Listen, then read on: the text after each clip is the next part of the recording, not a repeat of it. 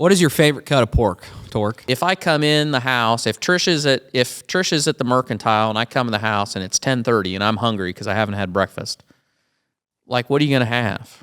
Well, I can tell you what I'm going to have. I'm going to take like 6 or 8 strips of bacon and I'm gonna fry them up, cut them in half. I'm going to stack them on 2 slices of Texas toast with a slice of cheese, and I might even put an egg on it if I want to feel, bougie. There's nothing better than a bacon sandwich. Yep, that's the Torque special. I mean, and I don't know, last check I had 10 years ago, I was fine. All of the food we eat and much of the clothing we wear comes from plants and animals that are raised on farms. Farms are different in type, in size, and even in name.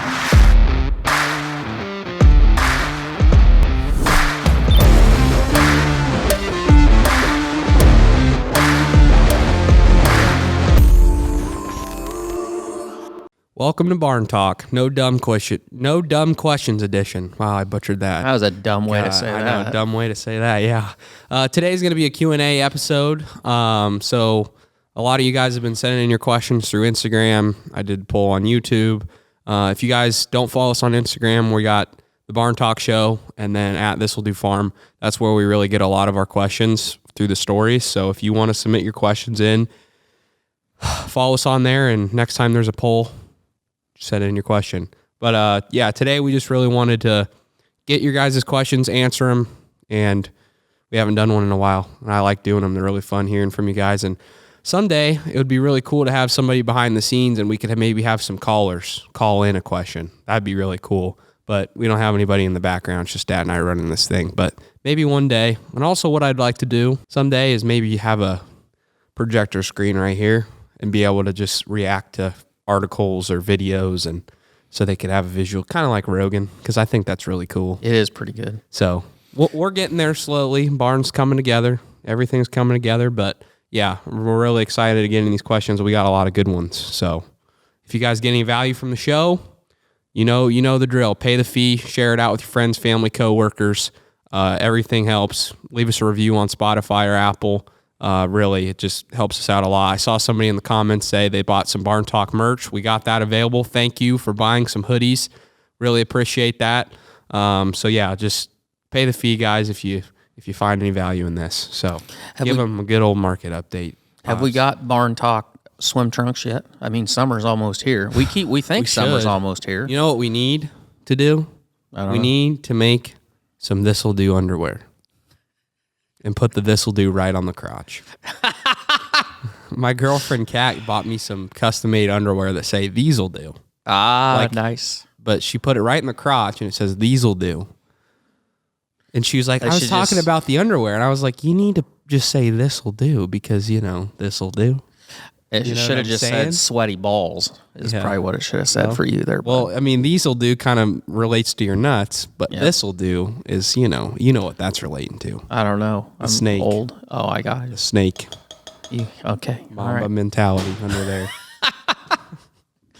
Okay. Well, the whole reason that we got time to do the market update today is because it's too damn wet to do anything else. It's bright and sunny. It's getting cloudy. But bright, sunny day, if it was the 18th, 19th, 20th, any day in April, it'd be a good day. But it's May, and it's too wet.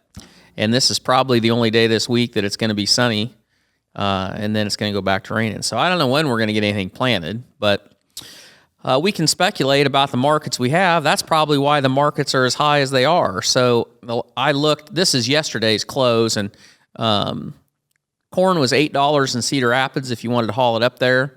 $7.87 local at the feeders. Beans $16.31 at the board, and $16.46 at the river. Hogs are getting beat to crap. I think the cash market got beat down like $20 over the last 2 weeks because exports haven't been very good. And I mean, anybody out there that knows the price of corn, the price of bean meal, and the price of hogs, if you're grinding $7.50 corn to feed hogs as cheap as they are, that doesn't work very well. So I still think that by summertime, hogs are going to be over $120 a hundredweight just because in the meat, because there's just not enough pork out there. And I just saw this the other day, the poultry market, there's been over 35 million chickens and turkeys that have been euthanized because of avian bird flu. Well, they've either died from it or they euthanized the herd because it was close, the flock because it was close to somewhere else where they had it. But so a year ago, eggs were 90 cents a dozen. Today, they're $2.45 a dozen. And that's like national average. So depending on where you're at, it can be higher than that, lower than that, whatever. Whole chicken was $1.05 a pound, and today it's $1.70. Turkey was $1.14, and today it's $1.70. So that just tells you how much that's played into. I mean, that's not just inflation; that's just supply because we're short, and we got problems all over. Transportation. But I saw a really crazy statistic yesterday. Somebody listed off the number of like food production plants, and this isn't just like packing plants. In fact, it mostly was, and I think JBS had a plant on there that had a fire. I think it was a beef processing plant, but these were all like places that made, I don't know, they made Spam, or they made Suddenly Salad, or they made, whatever. The good stuff. Well, just like box food, everything from canned food to box food to frozen dinners, whatever. There was a whole, I bet you there was 20 facilities on that list that had all had fires. And of course, the conspiracy theory is that somebody's intentionally setting arson to this food production because they're trying to drive the prices and the uncertainty and the chaos and all that. So, I mean, I don't know. I'm not going to put my foil hat on for that. But and then yesterday I saw that Aldi's, which Aldi's is based in Germany, and it's one of the biggest supermarket,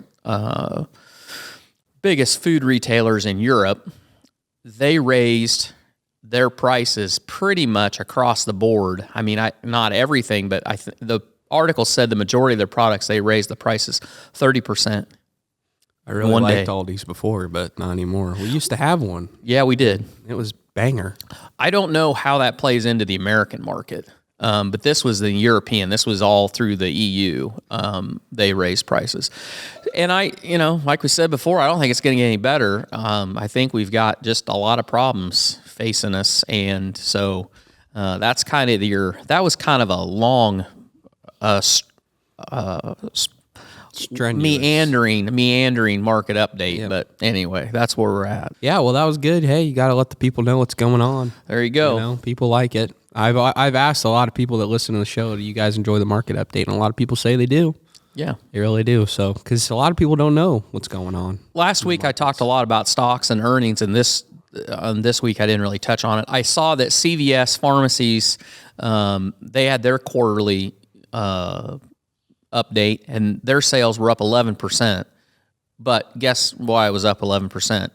COVID tests. Mm-hmm. They sold a shitload of COVID tests. So that's probably kind of short-lived, because as people kind of people's attention span get kind of slow, and now that we're not in, outbreak status or whatever, I imagine that the number of their profits aren't going to stay that way off the back of COVID tests. So I don't know much. I didn't see much else that was released. Stocks are down today because the Fed meets, and if they raise rates only what everybody thinks they're going to, I think after that meeting, stocks will probably bounce a little bit. If it's worse or they say anything, they pour over every word that the Fed chairman and the regional bank chairman say.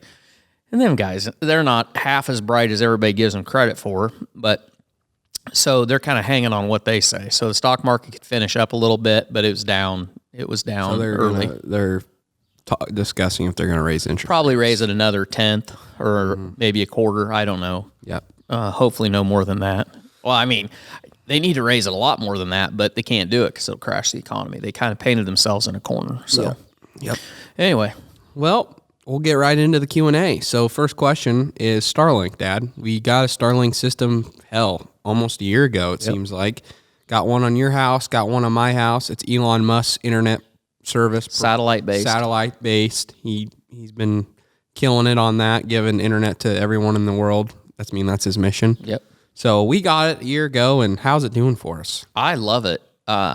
It's gotten. Don't you feel like it's gotten faster? Yeah, with the more satellites they've launched. Because we used to have. It seemed like a lot of times in the evening, like say, I don't know, 8 o'clock, 8 to 9 o'clock, and part of it is because we're probably watching TV and on our laptop or whatever, but we would have problems with it.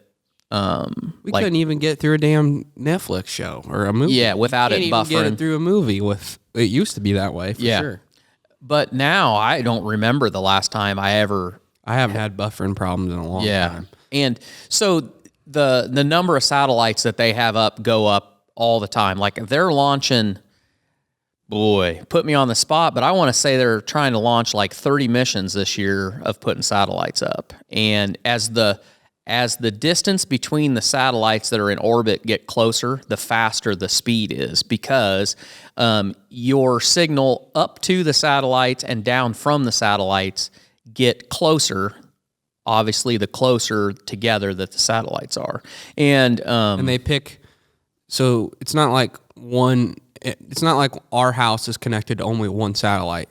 The closest satellite gets the connection. Right. So when we're pulling signal down, whatever satellite is closest is the one that we're getting it from. And they can move the more that they launch more satellites. Right. So the more satellites they launch, the closer together those satellites are, because part of the latency problem, or when it's slow or buffers, is you got to remember those satellites are always moving. So as the satellite passes, at some point, your signal, what you're sending up or getting down, it's going to flip to the next satellite. Mm-hmm. And that gap there, your latency moves up and down as far as... So the closer they are together, the quicker those handoffs are. And the less lag. Right, the less lag you're going to have. So anyway. And he wants to have them all around the world. Yes. Orbiting the yes, and Jeff Bezos is wanting to do the same thing. That was part of the reason why he started Blue Origin, was because he wanted to do the exact same thing that SpaceX is doing, that Elon's doing. And they currently don't have any satellites up, and they have kind of gone from being a big proponent of that to doing everything they can to stand in the way of Blue Origin. Of SpaceX doing it. Oh. Because the faster that SpaceX moves, the more dominant they become, and the less chance that... So is Starlink is it in SpaceX? Yes. Starlink is a division of SpaceX. Gotcha. So at some point, if the day ever comes that they'll branch that off, SpaceX goes public, they could... In fact, chances are SpaceX will stay private, because Elon doesn't like the idea of having a space company transporting humans to space publicly owned, because that seems a little, there might be some corruption involved. Mm-hmm. So, but a good way to get more money for SpaceX would be, at some point they will probably spin Starlink off and do an IPO on it. Mm-hmm. So. And keep SpaceX private. Yeah, it's crushing though. It's really good. I really enjoy it. Like I said, we couldn't even watch a movie at both our places, and we live a football field away from each other. And it's been way better. I remember before, when I was uploading YouTube videos, what we had before Starlink, it would take me. It'd take 4 or 6 hours to upload. You just go to town. Yeah, I'd just go to town and go to a coffee shop and upload. But now it takes an hour. Yeah. So I can do that. It's getting better. If I don't procrastinate to where I've got to get the podcast up that day, because I had all week to get it edited, but it's now Thursday, and Sawyer's like, "You got that video done yet? You got that podcast done?" I will still take the podcast into it's just the such mercantile a huge file. Podcasts are huge files, so it's going to take long no matter what internet you have. But yeah, I'm really satisfied with it. It's been a really good country internet fix. So if you live in the country and you're like, this internet is trash, Starlink is a good upgrade. It's not as good as fiber, but is it fiber or fiber? Fiber. Fiber, yeah. it's not as good as fiber, and we'd like to get fiber, but Yeah. it's definitely better than what we had before. What do we have before? We had it was basically a line of sight. It was a booster where we had a radio that was bouncing the signal off of a big transmitter in our town, and then that was going down to fiber. And so it was like a radio kind of, and it was fine. It's like, those are fine till you get too many people on them, and then it just fills up the bandwidth and you can't it's just too slow. So anyway, enough about that. Yep. Do we have any more plans? Do we have any plans to build more hog sheds? Right now, probably not, because everything's just unreasonably expensive, and the building of the building is unreal. I mean, I was glad I built my barn when I did, because after, like, not even a few months after, everything just skyrocketed. And really, we have ground, don't get me wrong, but I don't really want to build another hog barn and take away from our row crop. So I don't think we'd build one on our ground. If we were able to buy ground and we had the money to do it, potentially we would. But I think we're looking more into maybe potentially buying hog barns that from farmers that might not want to continue to do it or anything like that. See opportunity there, and then just revamp the hog barns, do a bunch of reno and maintenance and everything, and get them back to speed, and then rock with that versus trying to build a whole new site with a new well, with a cistern, with a generator, with driveway, all that stuff. Buying a site, you got all that stuff there, which is nice. Yeah, the new building construction has slowed way down. I was talking to a builder yesterday, and they might have like 17 sheds to build, and in a typical year, they would build like 100. And I mean, it's just, but I mean, you can't make it work. You can't make it cash flow. And interest, when you think about interest moving, It's just going to make it harder. Oh, it's a killer. And, that it's going to affect a lot of things. That's going to affect the housing market too, but it's between the cost of the building itself and the interest, it's just very prohibitive. And custom feeding rates haven't gone up any. So it's just, that's the hardest part. It's like, you can build this barn, but you're not going to get paid any more from, if you custom feed for anybody, it's not going to go with the prices of inflation and everything. So kind of, the only way I see guys building is if they're existing, if they already have barns, because they have the capital and they probably have some barns paid for and they have the ability to build another one. Right. There's very few young guys getting started building a brand new hog barn. Yeah, I think that's the other side of it that was going to hurt the ag business down the road. Is we've come through a time where an entire generation of farmers, at least in your hog producing states, they have gotten the next generation started by building hog buildings, because we've talked about this before, but you could bring a kid back to the farm, build a hog building, have him there to help with everything else, and the hog building would help offset his labor, and you could make that work. And today you can't do it, because before you could actually pay yourself a little bit of money and still have that shed paid for in 12 years. It used to be 7 years, then 10 years, then 12 years, and now it's 15 years. And I don't know if anybody's financing them longer than that, but if you are, you shouldn't do it, because that's a really bad idea. But it just won't work today. So, getting these kids back to the farm, I don't know what I've asked. Every time I talk to my banker, I say to him, what's the hog building? What's going to be the thing that enables the next generation to come back and get started farming? And they don't have any answer for it. And that's a tough deal. It's not going to hurt us right now, but it's going to hurt us, down the road. I think truly it's just, you're going to have to get creative. Like, that's the next hog barn is creativity and trying to get smart on how to make a buck. Yep. I think brand's really important, because there's homesteaders. There's people out there that are homesteaders that don't have a massive herd, but they're making a lot of money per pound of whatever they're selling, because they have the brand, they have the story, they have all that. So I think that matters. Just getting creative is really important. That's the next hog barn, because there's really not anything else that's come up yet. So Nope, that's right. Are we going to try anything new this year on the crop side of things? A little bit. So one thing that we're doing, which isn't much different, but is a little bit, in typical years, we go over all our stocks, all of our stock ground that's going corn on corn and what's going corn to beans.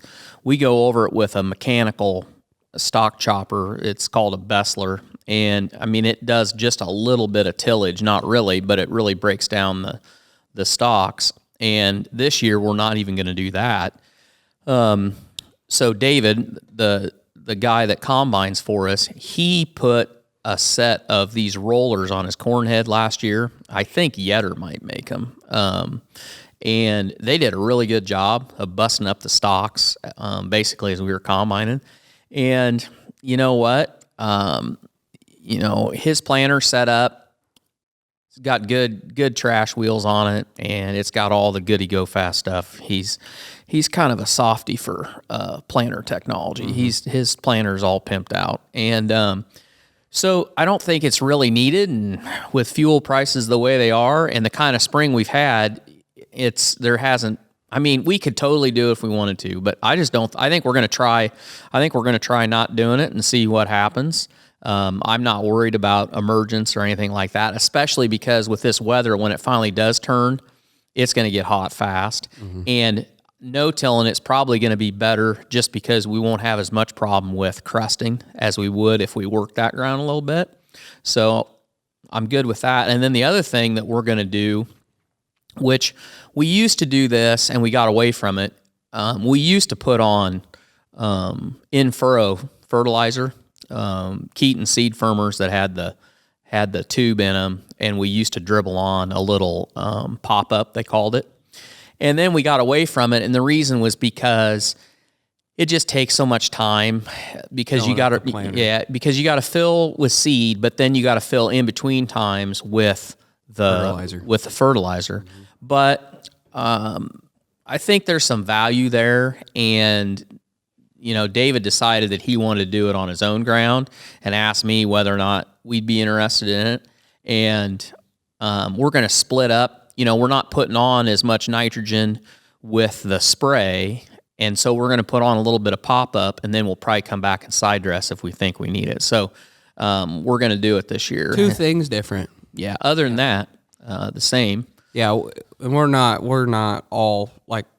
I think a lot of people get insulted when you're a no-till guy, and they think, well, you think you think no-till's the end-all be-all. I mean, in our situation, we can just afford to do no-till because it's not like we're in Minnesota. Because like Millennial Farmer, he has to because his ground temp. It'll never get warm enough, so he's got to till it up, which that makes sense. Yep. In our case, our ground temp gets to the right place. It gets warm enough for us. Yeah, and I'm not going to go to. Nobody's ever going to ask me to stand up and speak at the National Corn Growers about my phenomenal crop knowledge. All I can tell you is we quit chiseling, plowing, field cultivating, all that. We quit all that gradually, probably over the last 12 years. And we changed so many things from when we stopped doing that to where we are today. And then the other thing was we never had as much manure as we do now. So we've got plenty of manure. And we've started working a lot harder on our soil biology, soil health. And I don't care what you say. Soil health is kind of one of these terms you throw out there, but I think it is important when you get the basics down of your crop. What's the thing that's going to take it to the next level? Well, that will. That's all you can really focus on after that. Yeah, and we've just been tweaking stuff as we went, and what we found was we've had zero yield drag from going away from conventional tillage to minimum tillage to basically no-till. You can say that when we chop with that thing, it's a little bit of tillage, but we may get to the point that we're not even doing that. Mm-hmm. And when I say that, we do a little bit. We'll touch up if we get a washout somewhere. But you know what? As our biology's gotten better, the amount of water that'll infiltrate and the rate that it'll infiltrate, you notice when you're out in the field, we don't get near the washouts we used to. Mm-hmm. And I'm really sold on it. Probably the next thing that we're headed towards is doing rye, doing cover crops. Mm-hmm. We're probably going to buy a drill, just get a used crust buster drill and put some money in it, fix that thing up. And we're going to probably start doing cover crop.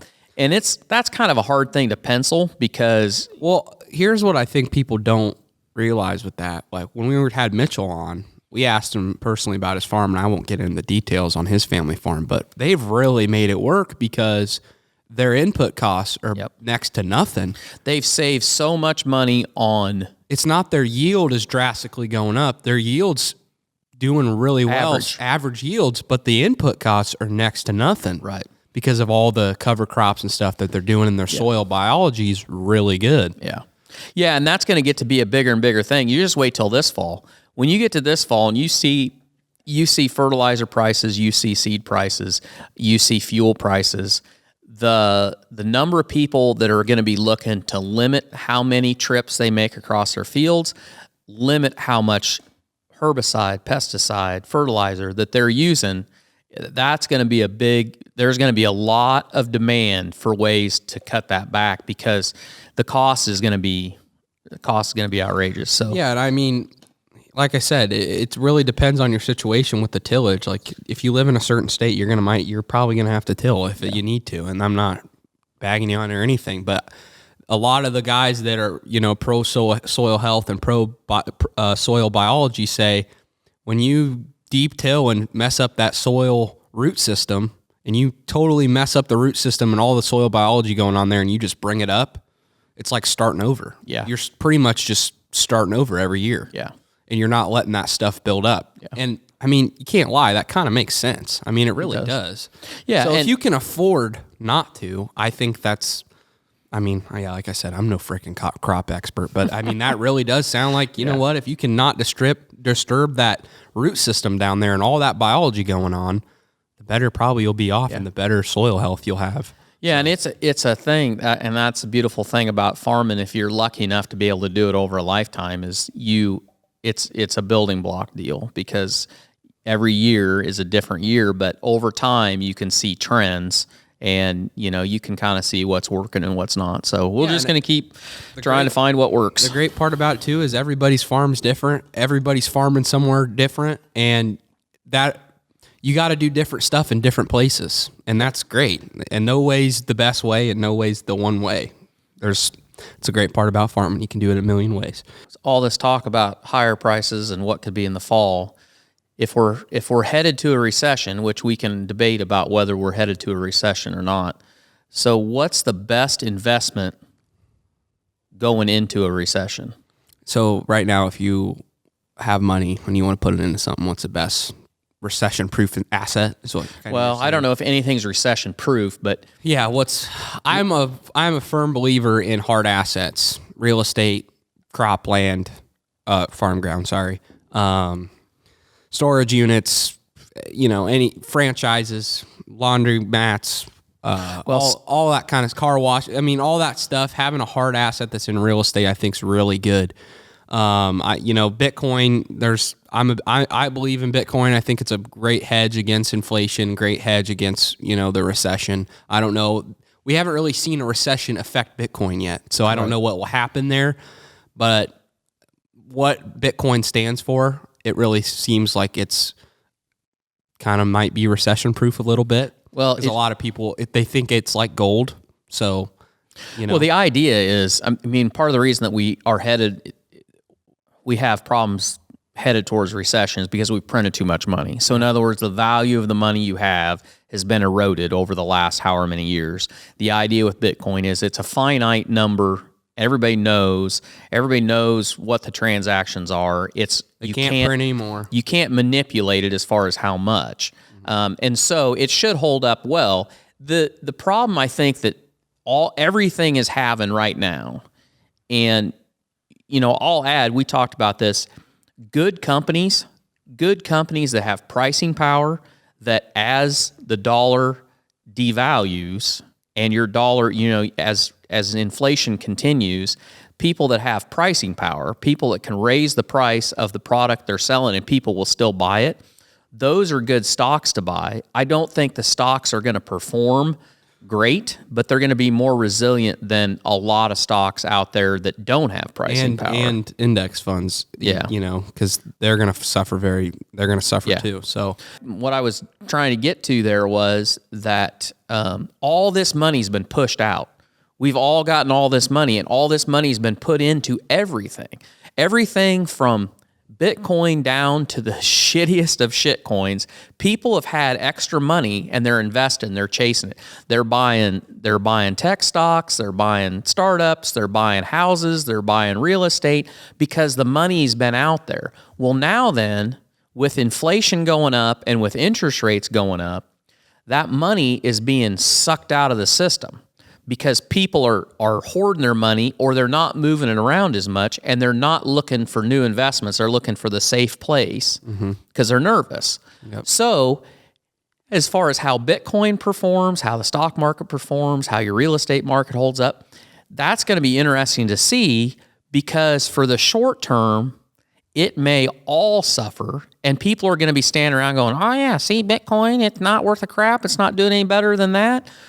Well, that may be true for the short term because you're pulling all the liquidity out of the market. But as that happens and people start making the hard decision, where am I going to park my money? That's where Bitcoin may shine. And that's that's my speculation is that it will because people are going to decide, okay, I'm going to put it in that because it can't be manipulated. It can't be devalued. And so later, when we're talking late this fall into next winter, you may see Bitcoin hitting new highs because people will be pulling money out of other things that aren't performing or are being devalued because the dollar is devaluing and inflation and all that and putting it into that. Yeah, I believe in that too. I think out of all, if you're not putting in a hard real estate, you're not putting in a hard asset that you can physically see and touch and everything, Bitcoin I think will be better than the stock market. I think more people would go towards crypto than the stock market. But going back to the real estate thing, if you can buy hard assets, one thing that I said, and we've touched on this topic so many times, like just don't partner with people, don't partner with a bank that don't have a really good relationship with you. So don't go to US Bank if you're going to go buy your first Wells Fargo or Chase Manhattan. Because you're just a number to them. You're just a number to them. And if you don't have a real relationship with that bank and, recession hits, 2008 happens again and real estate market goes to shit, they're going to call in people's loans and they don't care if you're not going to be able to pay it or not. But if you're at a local bank, you have a relationship with them, you have a track record of making them money because you have other properties and you've paid interest and et cetera, you have that relationship, chances are they're not going to go behind your back and lose your business because they know that would just tarnish the relationship. They're going to try everything they can to help you out during a and they tough time. Live in the same community you do. Right. So they want stuff that's going to help the community. Even if you're investing outside of your place that you live, still go to that local bank, because you have a better chance of forming a good relationship there and showing them that you're doing good in their community rather than a massive bank. And same with investors. If you're going and buying a freaking 40-plex or you're going and buying a storage unit facility and you partner with somebody, when times get tough, that's when the real character comes out, and you got to make sure that you can trust that person. You got to make sure that they got your best interest in mind of what you guys are doing, because people get skittish, people get nervous when shit hits the fan, and you got to make sure you got the right partners on your side. So that's what I'll say. I'm always going to say the best investment no matter what for the recession proof, whatever you want to say. I think hard assets, real estate is the king no matter what. Do I think you need to put all your eggs in one basket? No, but I think it could create you a lot of wealth. So your part about banks and local bankers, that really ties into who do you look for advice? Because what you just said there, what I was thinking about was, and this is probably more so for people your age, around your age and younger than for me, but the value, the sooner you can learn this, the better off you are. And some people don't learn it at all. Some people learn it very late in life. Find people that are good at the things that you don't know anything about or that you do not want to take the time. There's a limited amount of time that you can spend learning about this, that, and everything else. And so, find whatever town you live in, whatever your age is, find a banker find a bank first, but within that bank, find a banker and get to know that person and let that person get to know you, who you are. Spend the time to cultivate that relationship when times are good, because when times are bad, that relationship is worth a lot because they're going to help you get through it because you have mutual interests.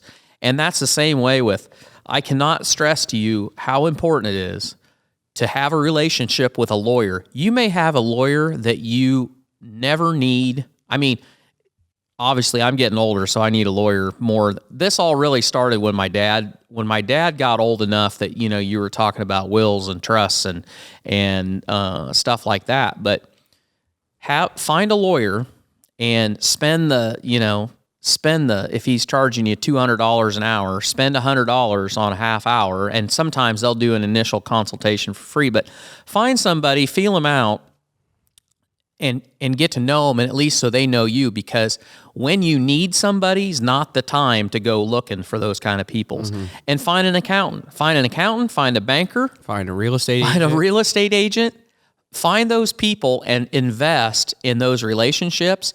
Even if you're not in a point in your life where you need that service yet, spend a little time to invest in it, because if you have a group of people around you that are good at things that you may not know a lot about. And this is not an excuse for not doing your own research. And I will say this, when you talk to somebody about, when you talk to an investment guy, everything he tells you is going to be from his schooling and from his point of view and the people that have shaped his viewpoint. So just know that, because you may do your own research and you may come to a different point, but that doesn't take anything away. Well, our accountant said it really simply. He said, when you tell me things, I'm looking at it at an accounting lens. I'm looking at it as an accountant. Yep. I'm not looking at it as an investor. I'm not looking at it as a business owner. I'm looking at it as an accountant. Yeah. Yeah. So that's what you got to know when you sit down and talk to somebody. And just know whoever you're talking to, you're going to get lawyer advice. You're going to get accountant advice. Yep. So that doesn't mean that that's the advice. Right. That just means that's their opinion, and that helps shape the decision you ultimately make. But just know that. And that's what's important about it. You take all that information, find good people, cultivate a relationship with them, and then use that advice to come up with your own decision. And, you're not always going to be right, but neither are they. But because if you can sample several people that are good at whatever, it'll help you make better decisions. Mm-hmm. So, I kind of stole that whole thing for myself. I can answer it. For me, it's all really good points, because like you said, when times get hard, you got to have those people available and not go looking for them when it's hard. And that's important. So yeah, definitely cultivate relationships in your community, because they know what's going on and they can help you with business decisions in your community with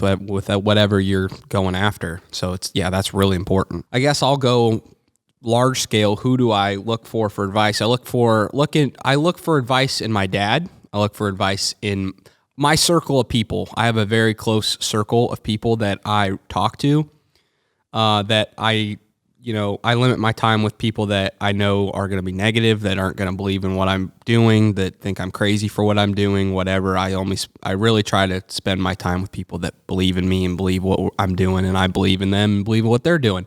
So I go to advice for those people, get their opinions on things, and then I also really, you guys know this, I've talked about it many times, but I go on the internet, I listen to podcasts, I watch videos.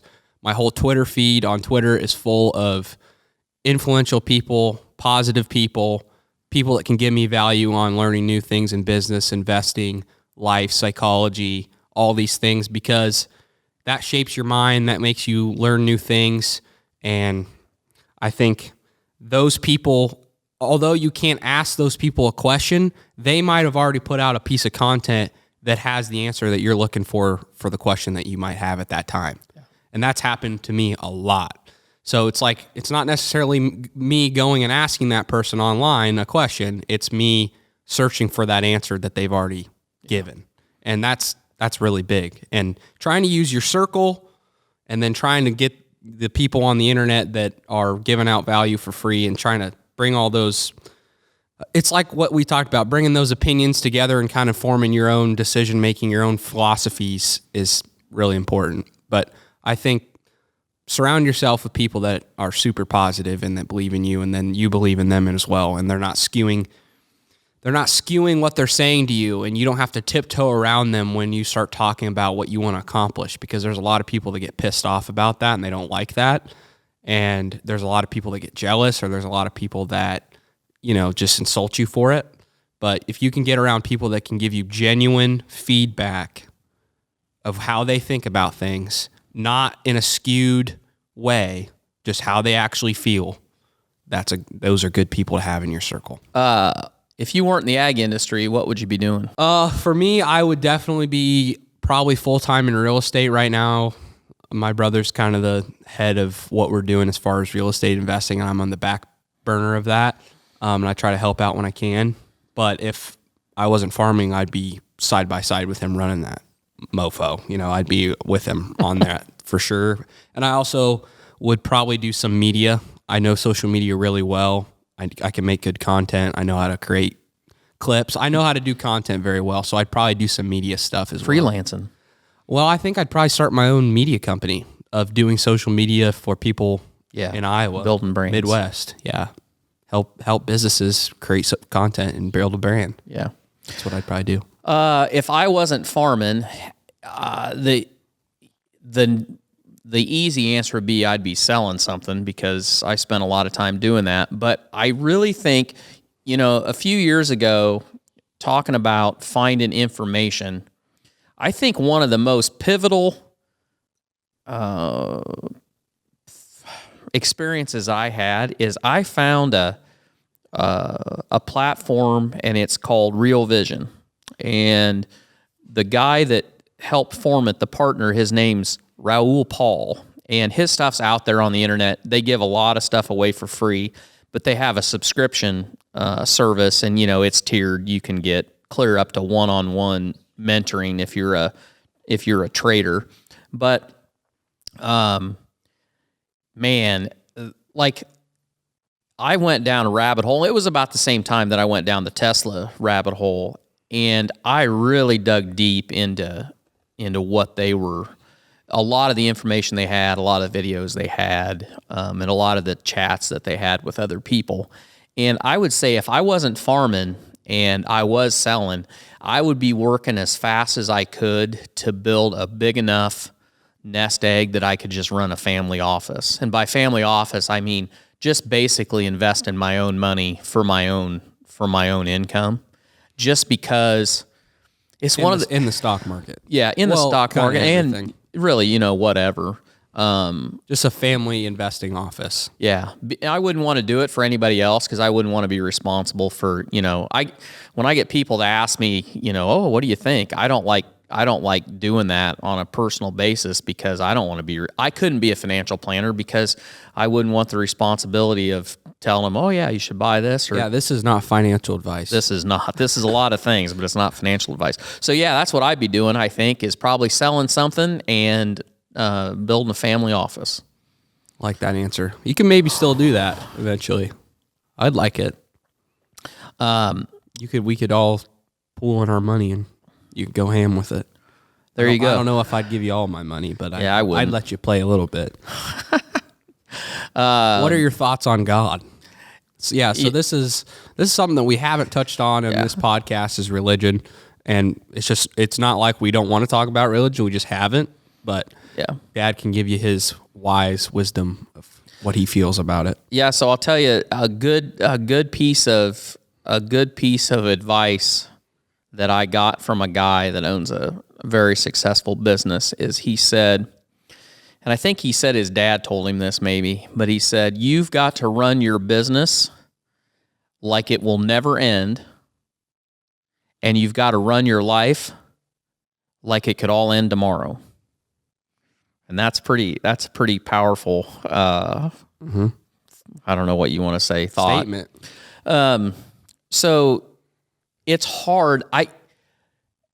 So in a nutshell, what it comes down to is everything I have and the success that we've had and the legacy of this farm wouldn't be possible without Jesus Christ. I'm a believer in that, and I think it's one of those things that farming in and of itself is an act of faith. It just is. You know, you go out there every year and you risk everything, and all you really have is the faith that somehow it's going to work out.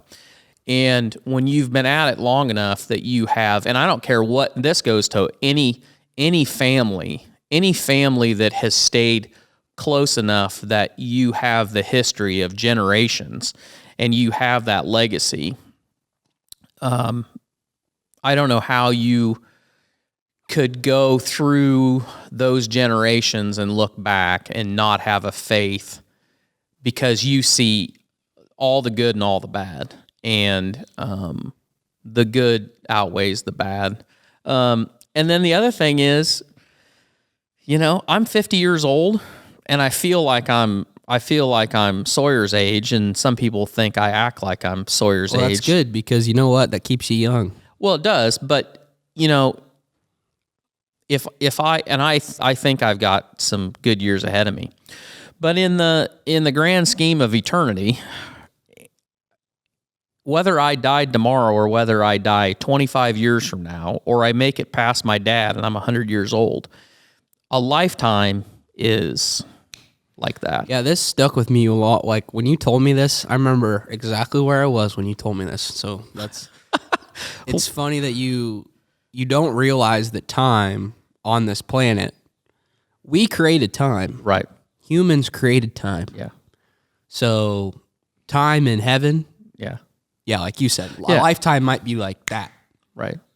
Yeah. So that's exactly right. The whole idea of time is humans made that to keep track of things, to keep a ledger of things, just like we created money, just like we created everything.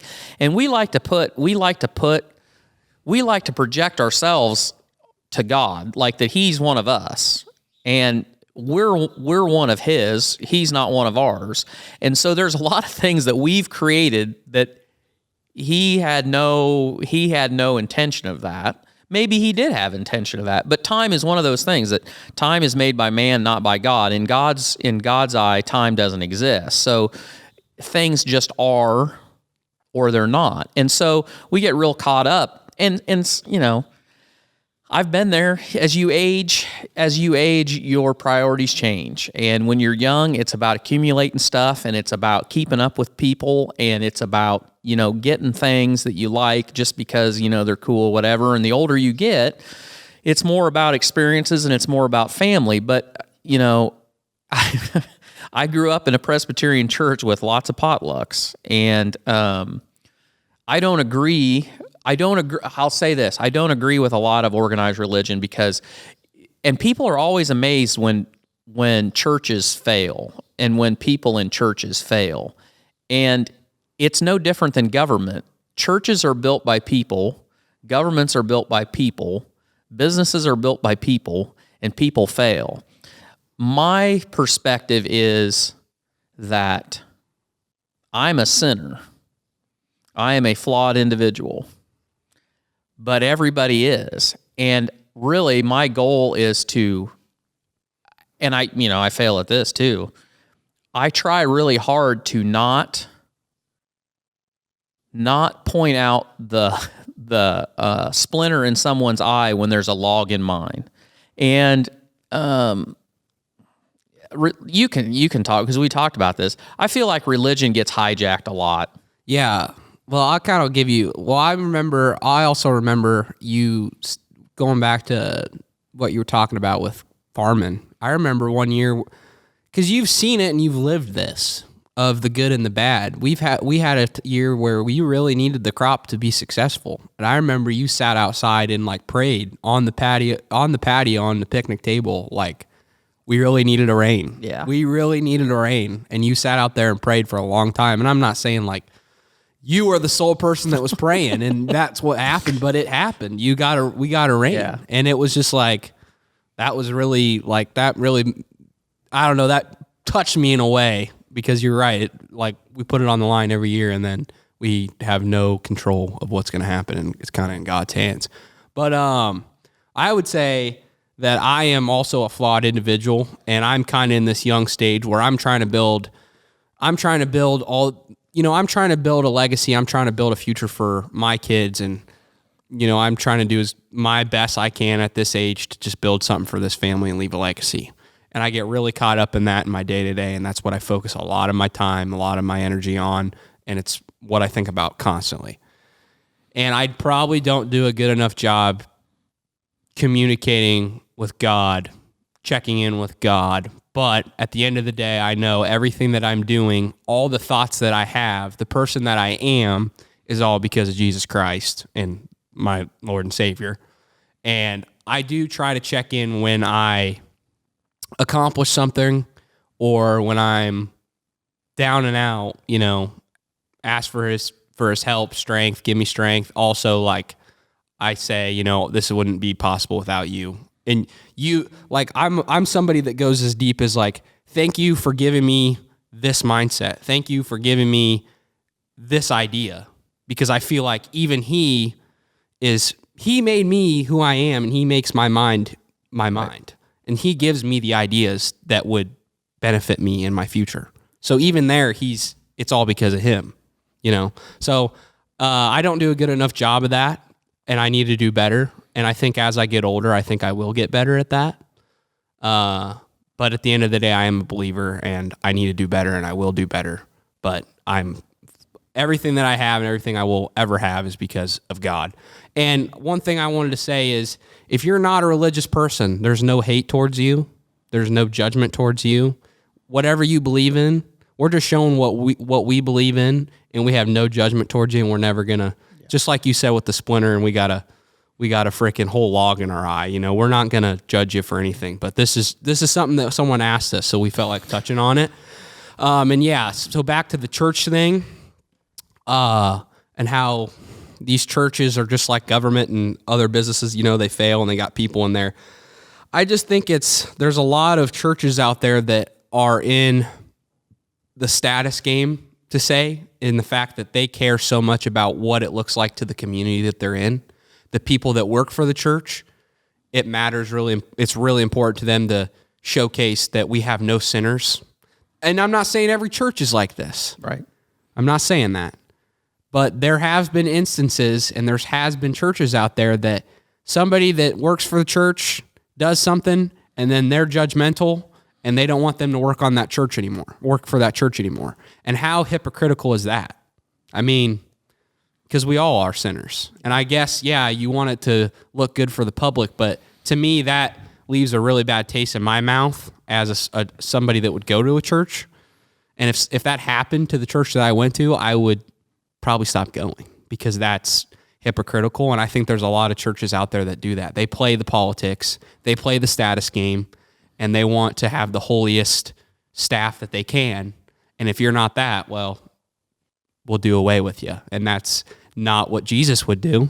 Right. And so I think if you have a personal, because there's a lot of people out there that sin all week long and don't give even a thought towards God all week long. And then when Sunday comes, it becomes the status thing. I'm going to church because I want everyone to know that I'm at church, and I'm going to check in with God for 2 hours. And then after that, I'm not going to think about it. I'm going to go on about what I did the rest of the week.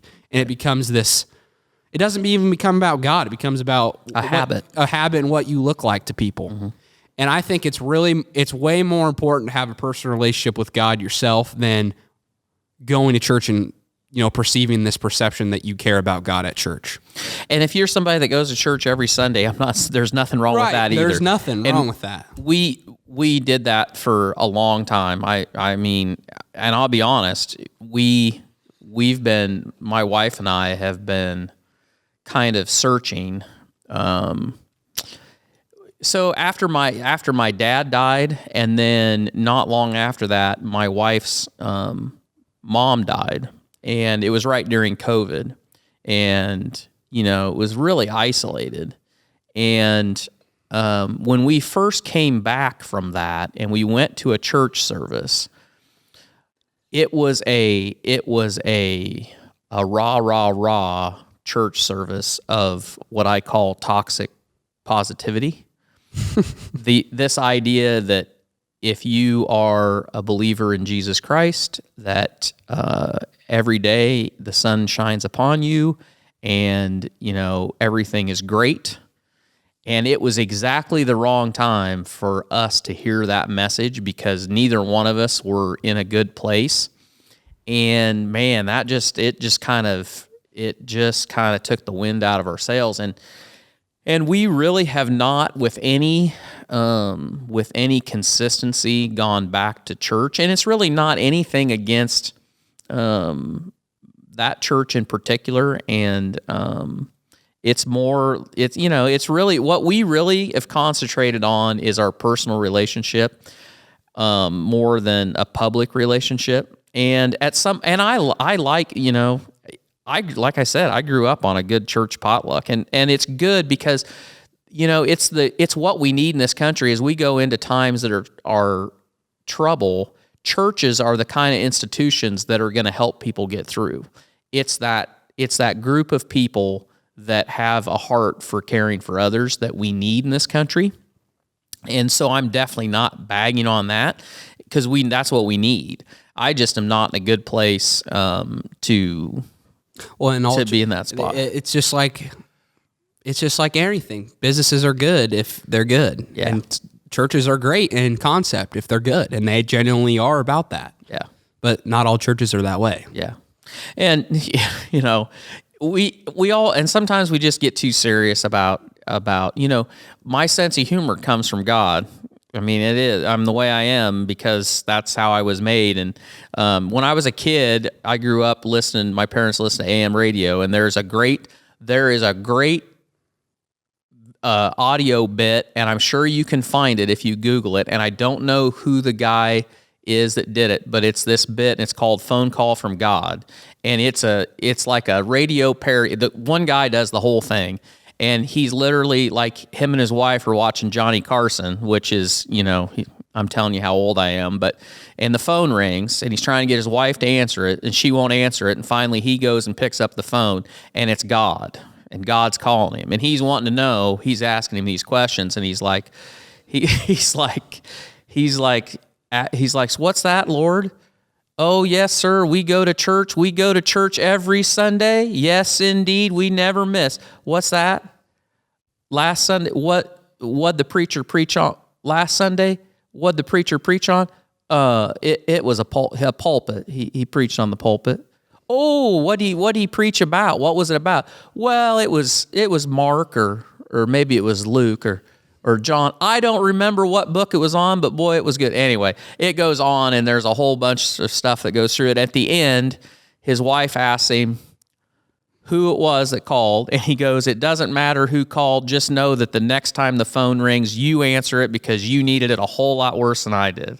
And, that's kind of how we all are, is we think that our problems, God shouldn't worry about our problems. There's other people that got a lot bigger problems than we do. The truth is, we're all the same, because God doesn't grade your sin. You project everything on somebody else, like somebody else is much worse than you. But boy, that was kind of a long deal. So the long story short is we're believers and we're Christians, and we're working on it. We're working on it. We're a work in progress. Yeah, and I think one last thing. I think there's a lot of people out there that think Christians, and there are Christians out there like this, that cast stones at people and judge them for if they aren't believers, and that's just not how we are. I do whatever you want to do, whatever relationship you want to have with whatever religion, go for it. Or if you don't believe in religion, go for it.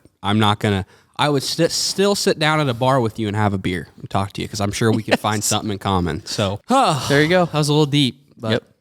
Are you going to ask me number 10, or are you skipping? Do you see any ways that you may further diversify the farm in the future? Yeah, I think that this social media thing, I mean, this is a big diversifier for us. We're slowly growing every day and trying our best to continue to grow it and teach people about ag. And do our thing there and try it. Eventually we'll monetize this thing, and try to make a little bit of money while we do it because we have fun doing it. But, it's a lot of work. So this is helping us out a lot. And I think the long-term horizon of all this, it's going to help us out a lot with diversifying the farm. And it already is, just not at the scale in which I think it could be. Also, I think if we could start a direct-to-consumer business, I think that'd be really awesome. I think if we could sell pork directly to you guys, I think it'd be really cool because we have the whole connection with our farm and you get to see our day-to-day lives. And there's really no one out there really doing that, so I think it could be huge. It's just a matter of getting it started. And then finally, I think, vertical farming really intrigues me.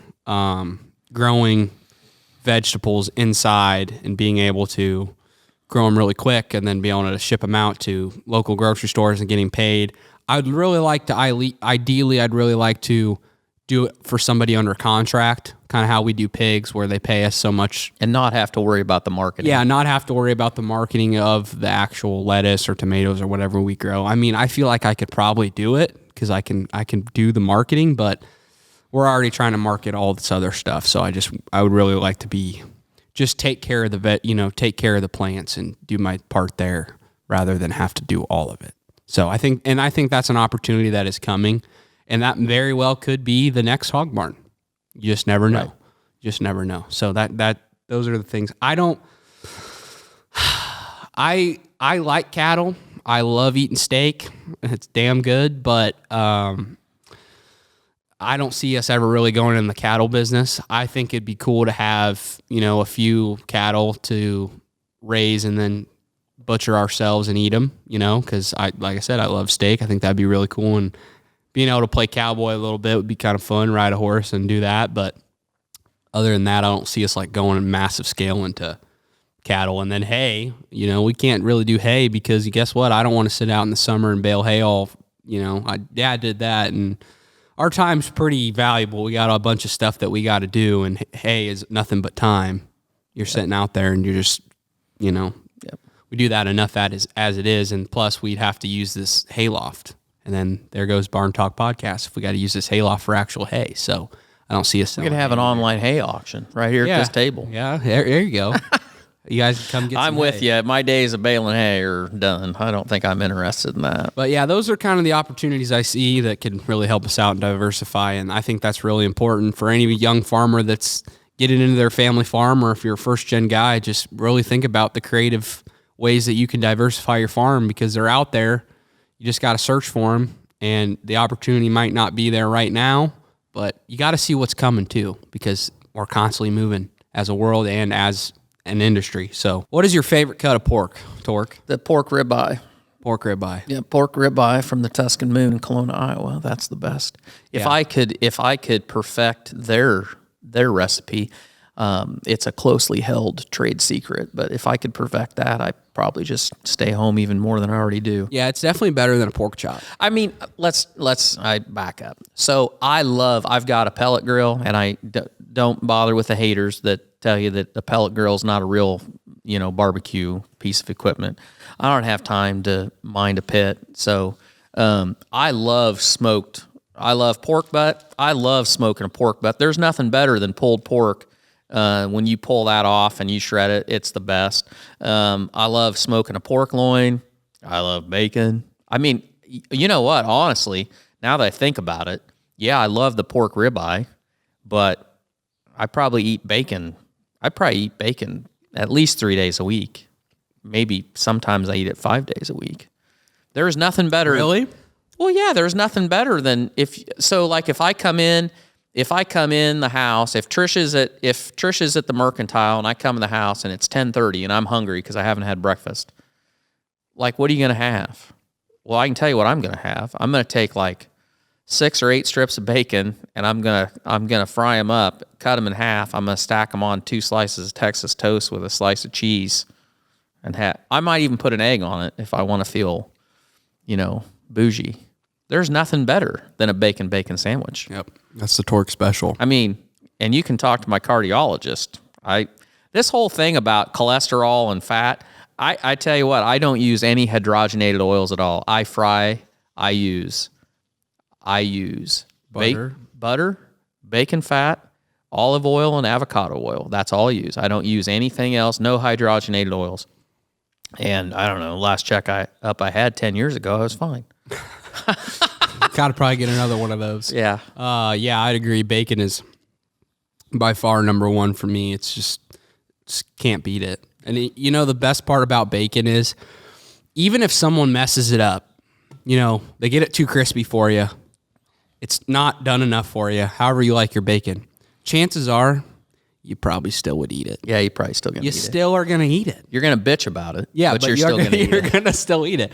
Sometimes with with eggs, you can't do that. Really. No, if the eggs are shot, I'm not eating the eggs. Nope. But with bacon, you can kind of always eat the bacon. Yep, that's right. And so, bacon number one. I really like. Yeah, pulled pork is delicious. I think mainstream pulled pork, if you're not eating at a barbecue restaurant or you're not making it yourself, it's kind of not that good. Well, that's the kind but of thing. But if it is done right, it is very, very good. And if it's smoked, it's very, very good. And then, I would say pork ribeye is phenomenal. And it's better than a pork chop. It's like a steak, but in pork version. It's amazing. Yep. I know a lot of people like pork chops, and they're good too. But I like a good smoked chop. a smoked pork chop's pretty good. And then last one, I know there's these cheap pork loins that you can buy at the grocery store, and if you're in a time crunch, just pop those mofos in the oven and just eat it. That's the pretty good, seasoned too. ones. Yeah, that's pretty good too. Yeah, I they can are. do that. Somebody asked, how much time do we spend on hog work, farm work, social media, family, like percentages? Oh my gosh, that's hard. Man.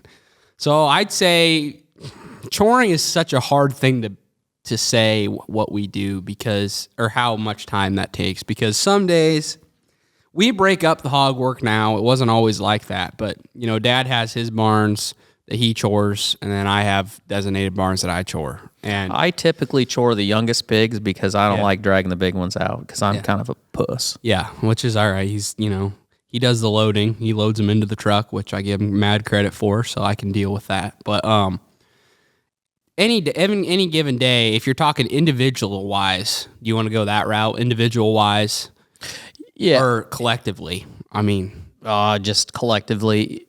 So what I say is, best case scenario, we could be done choring in a typical day. Between the two of us, we could chore everything 3 hours, hour and a half each. Because like my pigs, if they're off right, yep, they're healthy. There's nothing wrong as far as maintenance wise. There's nothing wrong with the feed line. Yep. Nobody's sick. Nobody's anything like that. Yep. So pretty easy. I'm choring one barn right now. They're started. They're in good shape. Overstocks are going out next week. I can literally go in there, walk down one side, up the other side, down the next room, back up, and head out the door. And if I don't have any pigs that need to be treated, there's no pigs that have died, no feeders plugged up, the feeders are full. Water's running. Yep, I can do that. And I mean, it's like 25 minutes probably. And I mean, by that's me washing my boots and me throwing coveralls in the dryer and throwing a pair. I mean, it literally doesn't take much time at all. The flip side of that is, with that group that's now, basically maintenance free, when those came in and they'd weaned down, could spend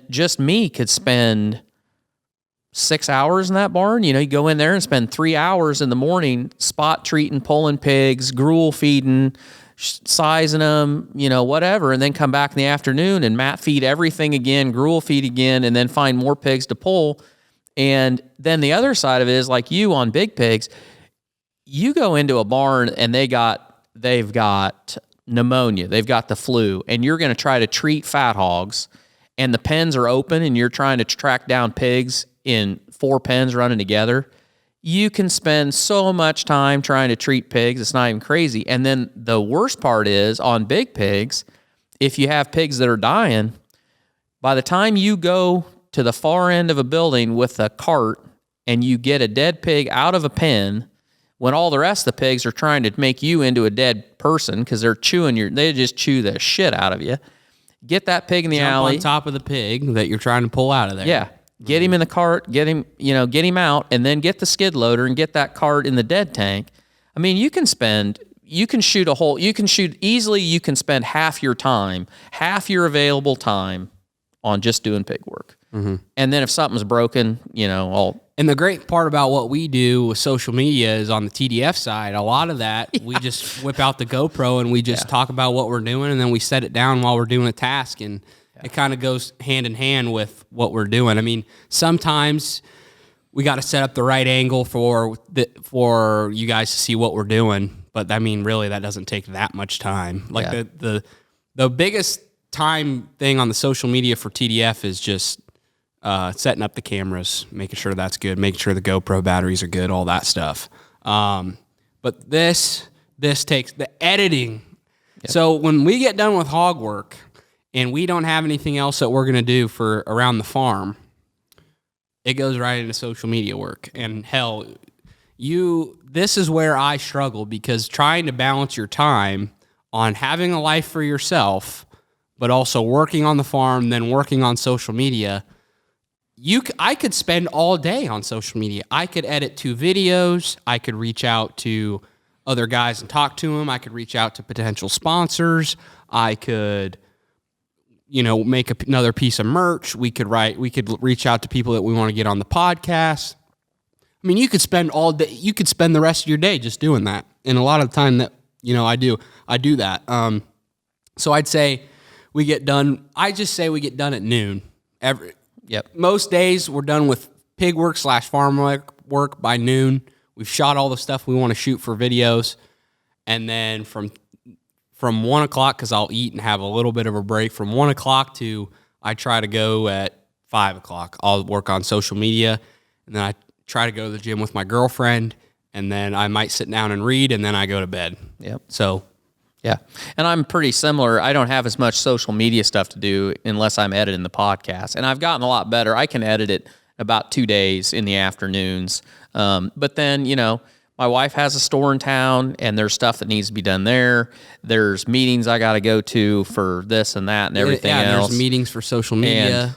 And you can always mow the yard if the yard needs mowed, or you can always go to the shop and fix on. There's always stuff to do. So it's a never-ending deal. But yeah, I think that's going to wrap it up. I think we had 2 more questions down, but I don't think we're going to get to them. Dad's a little bit on a time crunch, but I hope you guys got some value out of this. I hope you learned something new. We shared a perspective that you can relate to. Anything like that, share the show if you got any value, guys. Pay the fee. We really appreciate all the support that you guys are giving us. And if you guys ever want to ask questions to be featured on the show, go follow our Instagram at this'll-do-farm and at Barn Talk Show. That's where the questions will be. You can submit your questions in at. So thanks for watching. Thanks for listening. We'll see you back here next Friday.